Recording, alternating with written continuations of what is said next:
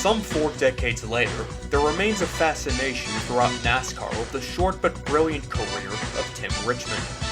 Much of this fascination centers around the year 1986, when the exceptionally talented driver from Ashland, Ohio went from being a flamboyant and somewhat disruptive character to one of NASCAR's great drivers of the 1980s. Put in Hendrick Motorsports' 25 car and paired with legendary crew chief Harry Hyde, Richmond would break out with 7 wins and over 1,000 laps led on his way to a 3rd place finish in the Winston Cup point standings. And of those 7 victories, and the 13 overall that Richmond won during his NASCAR career, arguably none demonstrated the sheer driving skill and force of will that he had, quite like the 1986 Summer 500 at Pocono Raceway, a race that saw Richmond go far beyond all practical constraints that stood between him and the checkered flag.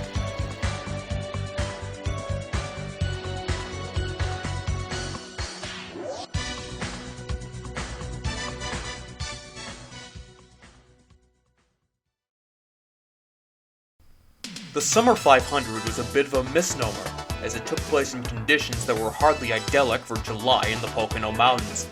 Heavy fog and mist had delayed the start, and the inclement conditions had hardly lifted by the time the field took the green flag. Look at that crowd of race fans. They're a hardy bunch, having waited it out in the fog to see their favorites run. Gant leads Bodine down toward turn number 1, and you can't see turn 3. At the other end of the straightaway, there's still a bit of a fog bank up at that end. After starting 5th, Richmond would take the lead for the first time and lead 47 of the race's first 115 laps. By lap 122, Richmond was pitted in a battle for the top spot with Jeff Bodine and Neil Bonnet when Jim Sauter's spin in turn 1 brought out the caution. Racing back to the flag, Richmond took the 3 leaders 3 wide into turn 2, but couldn't make it stick. And Richmond is loose.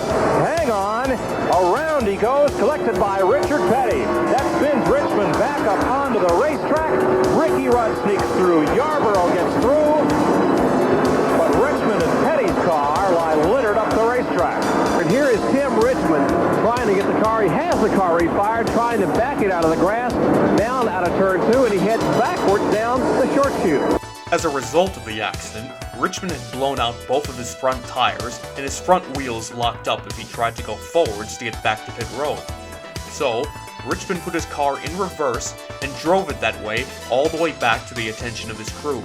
A sight that had to be seen to be believed, and one that actually inspired a scene in the movie Days of Thunder only a few years later.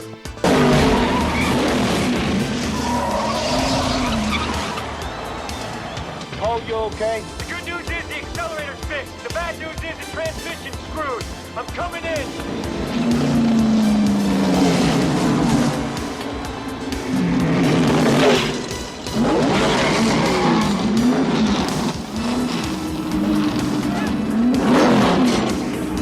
Once he got back to the pits, however, Richmond had bigger problems. He lost a lap as his team addressed the damage to his car, and he had to make 2 separate pit stops to get all of his tires replaced without losing even more time. Not only that, but he and the rest of the field suddenly had far less time to work with as conditions at the track deteriorated. NASCAR, due to the failing visibility, has informed all the teams that this race will be cut short. And this should be the run to the checkered flag. A series of quick cautions ended up being both a blessing and a curse for Richmond.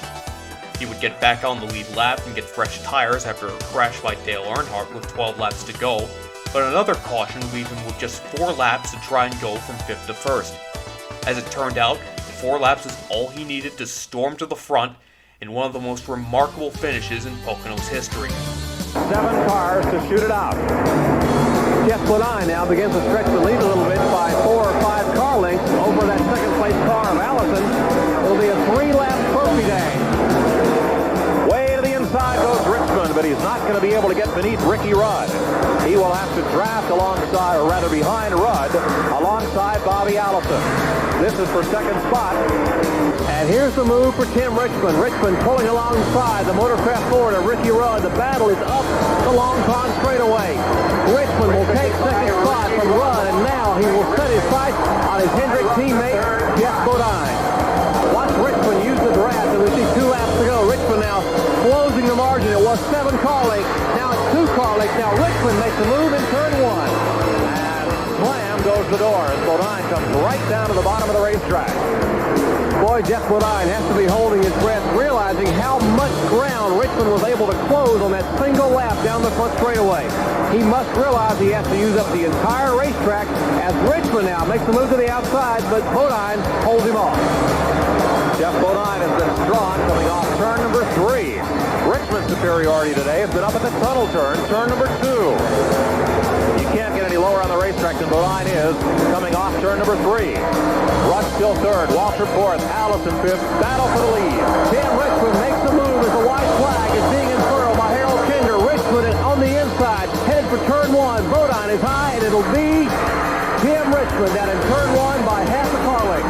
Richmond had the horsepower coming down the straightaway, and he gets a little bit loose down in turn number 1. Bodine looks to the outside, nothing there, and that side-by-side racing has allowed Rudd, Waltrip, and Allison to close up a bit on the 2-liter. They're headed for the tunnel turn. Jeff Bodine says it's not over until it's over. I've got another shot up in turn 3, so Bodine getting ready to make his move. He wants to pull the trigger, but Richmond has the advantage. 1.2 miles of racing left to go. Here's Bodine to the inside. Jeff Bodine takes it away in the short chute. The lead has already changed hands twice on this last lap. Bodine to the inside. Richmond is up alongside. If they come off the turn dead even, it'll be the drag race down the straightaway. Here's Ricky Rudd. Rudd drafts off Bodine and just to the inside. They leave Bodine in their wake, and it's Richmond and Rudd across the finish in a virtual dead heat. I couldn't call it. On a 1 to 10, I was on a 1 or 2 on the sure side of that we won it. Ricky and I really didn't know, though. We went down in turn 1 and we kind of looked at it like, did you win or did I win? And he did the same thing. And I tell you what, that's fun winning them like that. That's a NASCAR finish. Richmond's win gave him a sweep of Pocono's 2 races in 1986 and was one of 3 career wins overall he had at the track. His third and final is much more well known. When a mysterious illness that later turned out to be AIDS forced him to miss the first 11 races of 1987, Pocono would mark Richmond's emotional and triumphant return to NASCAR. Tim, just a few months ago, was lying near death with a very severe case of double pneumonia. So this is the first time since the illness and since the end of last racing season that Tim has gone a full 500 miles. What a tearful celebration that's going to be. Richmond less than a half a mile from victory. If he wins, it would be the 3rd straight victory for him here at Pocono. The crowd waving Richmond with the hand out of the window. And Tim Richmond has picked up the victory in the Miller High Life 500 here at Pocono. That Pocono victory would be the next to last race that Richmond would ever win. He would never race in NASCAR again after his health deteriorated and rumors of drug use sullied his reputation and standing with NASCAR by the end of the summer of 1987 and into 1988. He died in August of 1989 at the age of 34. But eventually, Richmond's persona and incomparable driving talent would leave a great legacy that continues to inspire the drivers of today. And of all the escapades that made him a NASCAR legend, none was greater than the time he went from reverse to first to score a remarkable victory at Pocono.